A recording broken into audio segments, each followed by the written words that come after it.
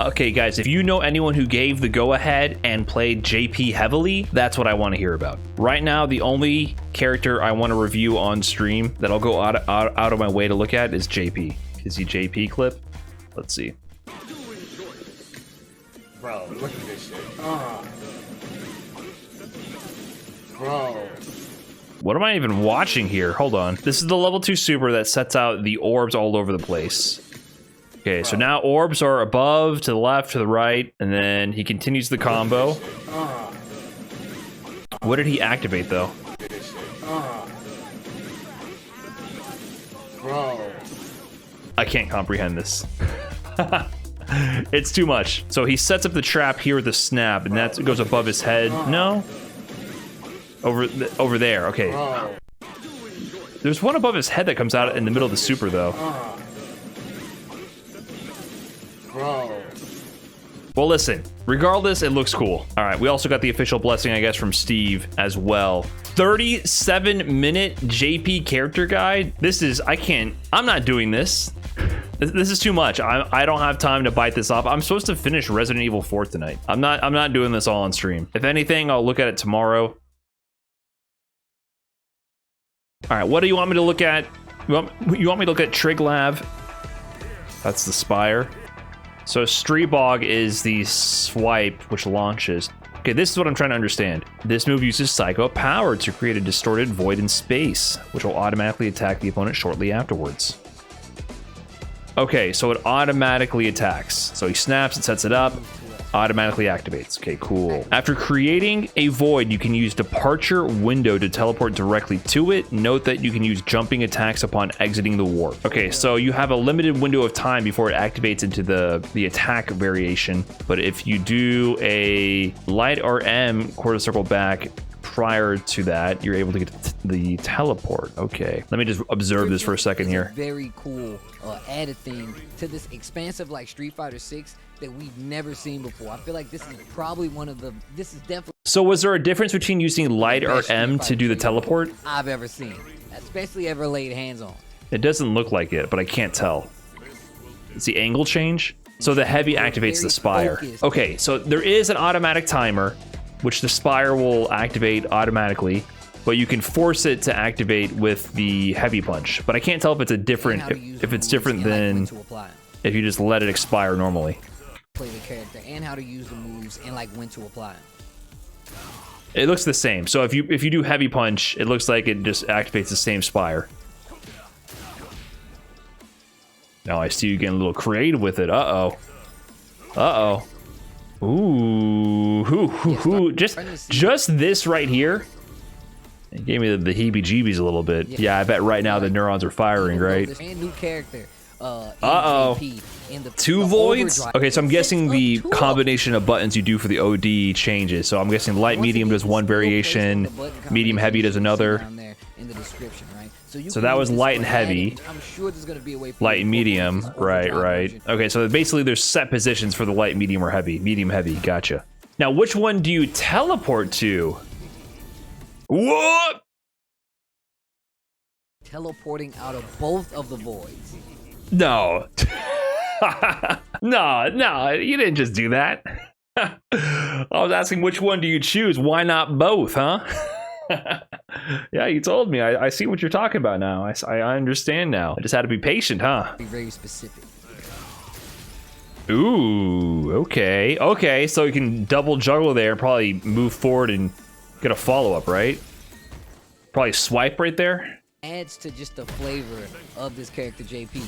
Sets up a counter and a mine that homes onto you and explodes. Oh, this might be the character. Man, this is feeling like my Oro, but in the very first season, the release of the game. I don't want him to look this cool because I feel like this is not good. I just need to play Ryu and win a tournament. I'm not good enough to get good with JP that quick. That's not me. I like these kind of characters, but I'm a slow grinder to get good with them. Yeah, it's a long-term investment. Man, there's so many decisions you have to make. Like I'm at such a crossroads. Do I want to try to win a tournament? Do I want to grind really hard on the release of Street Fighter 6 to try to be a competitive player? Do I want to just sit back and grind every character to diamond, do an infinite content series? Do I want to just pick one strange, complex character and tunnel vision in on them and, you know, sacrifice all results and content ideas because I'm too obsessed with optimizing one character? 'Cause, you know, I'm like that. I'm a tunnel vision person. When Oro came out, man, it was just all encompassing. It engulfed me. And JP feels like that. And the thing is, complexity is cool and it makes the characters interesting to play, but I'm telling you, you want to play a simple, straightforward, fundamentally sound character on the release of a game in order to win.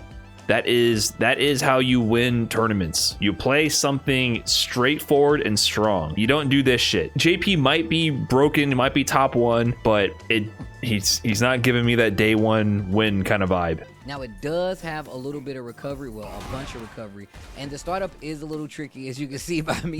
It's almost like a parry, very tight window. But once you get it though, you start to see where it can be implemented. Okay, this is like, instead of perfect parry, do this. Forward, a crouching medium kick into fireball. And then they're gonna run away, and you can set up the traps. You can set up your departure so that you can get some stribogs going, and maybe a Triglav. Does it work against fireballs? That's a good question. Maybe though. 2 bombs. Oh my god.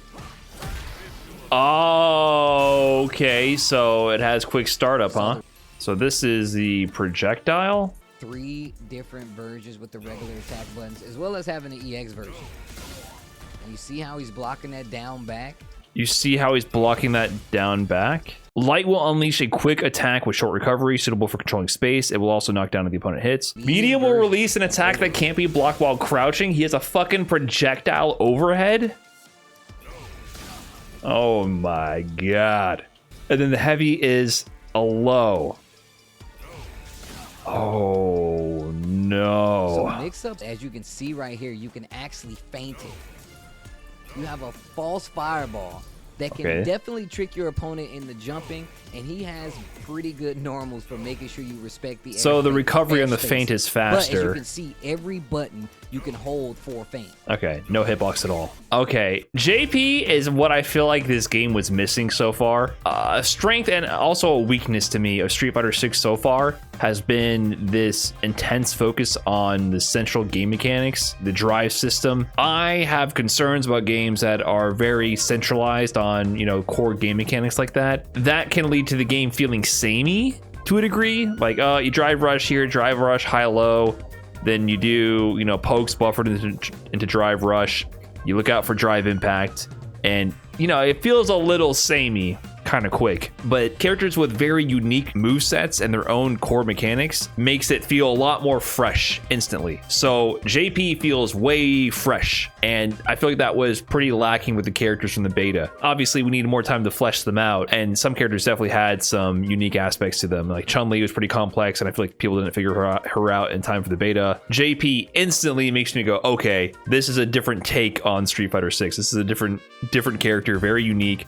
I'm much more a fan of unique character mechanics and gameplay styles than having super strong central mechanics.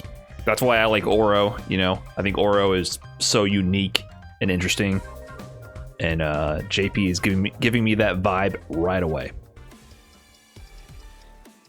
The embrace, just that acting like you won't get command grab. And it is a command grab. And look at the range of this. My man is full screen. I wonder how the command grab interacts with projectiles. If the embrace will bypass it, if it intersects somehow, like you try to outzone JP, then he just scoops you. They might clash, I don't know. Chornabog. So I think Chornabog is just the damage super. Sets up a good knockdown, it looks like. Oh, easy to combo into too, because if you do the EX projectile, you see the first hit connects, you can just set it up. To confirm. How much damage does it do from a distance? Not bad. Not bad. Off of the EX. The overdrive, I mean. Overdrive, right. I try to say OD as much as possible. I thought you said you weren't watching the video. I embraced it, man. I got trapped. I got hit by that embrace. I can't escape it anymore. Let's see this one. This is the real one. Once again, you would think I would know how to say these names, right? Right? Lavushka. Lavushka. Surround your opponent with clones, which launch a series of attacks. The attacks from the upper clones can be blocked crouching. The attacks from the upper clones can't be blocked crouching? It is best used to break the opponent's guard to launch powerful offensive sequence. What? There's gotta be like a lockout. Like this game has an unblockable prevention. There must be a lockout. So it's gonna depend on if this is a true block string or not. Just parry? Yeah. Obviously, JP equals just parry. Yeah, that's actually true. But then it depends on the gaps. If there's enough gaps, then you can just throw them between the gaps. So that all combos. Let me see the order one more time. So it does from the front, high, from the rear, high. So the overheads are hits number 2 and 4. This super is. I will enjoy this and able to put you in the mix because of it. I agree, Steve. Clones keeping you in lockdown. Excuse me. So combos easily on hit, but yeah, I'm wondering what the block string is like if there's gaps in the block string. And of course, we saw earlier, like you can combo into this super as well. You can use it to force a guessing game, right? You don't get the hit, possibly teleport again. Oh my god. Imagine setting this up with his high-low projectile. Yeah, you gotta parry. You have to parry this to survive. So actually, if there's gaps in the block string, it's more dangerous than if there's not. If you're in burnout, you're fucked. Basically, that's game over. If you're in burnout and he just does any button, sets this up, you're dead. You're dead. You're not winning. But if you're not in burnout, you have drive meter, you're gonna try to parry. So I'm really curious what the anti-parry strategy will be here. So there's two ways to think about it. If it's gapless, you can force high-low mix-ups, right? Which that's a plus, right? That is a strength of it. But if you activate it in a way where they're not already blocking in the beginning and then it's gapless, that means they can just parry the whole thing. So if it has gaps, that opens up more throw mix-ups. If it's gapless, that means once you force them to block and then you confirm their blocking and activate, they're kind of forced to take it. There's obviously also drive reversal. Drive reversal is punishable on block though. So maybe they're in block stun, it's gapless, they're forced to block the high lows, then they try to drive reversal out of it, you block it, they get bopped. So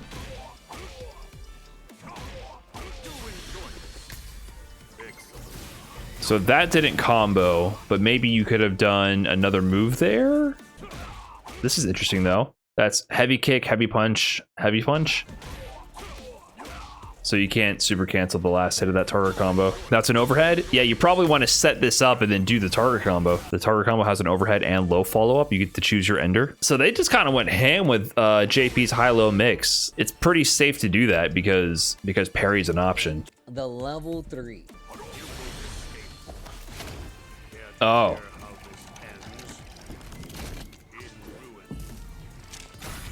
Okay. That's a sick level 3. Yeah, these character tutorials are very good. They have actual explanations to show you how to play the character, why you want to do these things, give you the demonstrations to try out. I like the countdown for when the dummy's going to do the action for you to counter, the video demonstrations.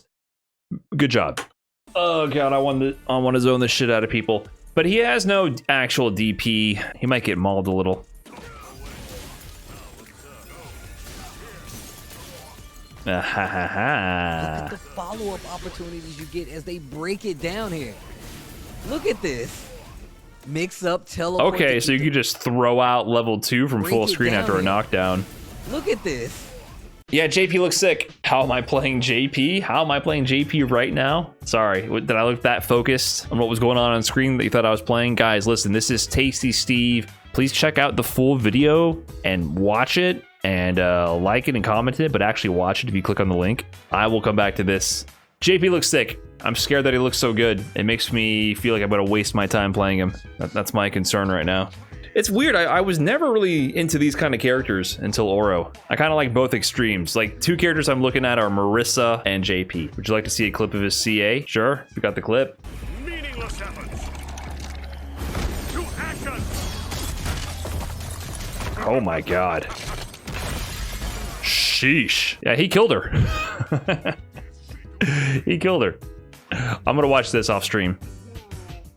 I know I was saying Jamie and Guile. Guile is my pick if I wanted to do what was best for me competitively. I feel like Guile is definitely that answer, but I actually don't have any urge to play Guile.